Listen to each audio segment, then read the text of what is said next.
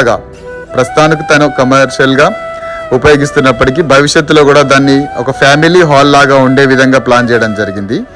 ఇక సెకండ్ ఫ్లోర్లోకి వచ్చేస్తే ఒక బెడ్రూమ్, చిన్నపాటి హాల్, కిచెన్, ఈ విధంగా G+2 39 చదరపు గజాలు, 14 అడుగుల ముఖము, అలాగే 25 అడుగుల పొడవు ఉన్నటువంటి చిన్న స్థలంలో ఇంటి నిర్మాణ ప్లాన్ డిజైన్ అంతా కూడా వేములవాడ గృహలక్ష్మి సంస్థ నుంచి ఈ కాన్సెప్ట్ అంతా కూడా వచ్చేసింది.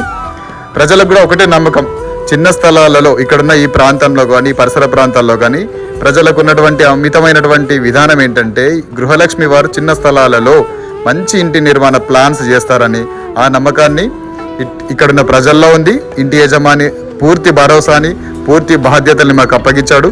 కాబట్టి ఇంత చిన్న స్థలంలో కూడా ఇంత చక్కటి అందమైనటువంటి ఇంటి నిర్మాణ ప్లాన్ వర్కౌట్ అయింది. థ్యాంక్ యూ అండి బండి శ్రీని గారు, ఈ అవకాశం గృహలక్ష్మి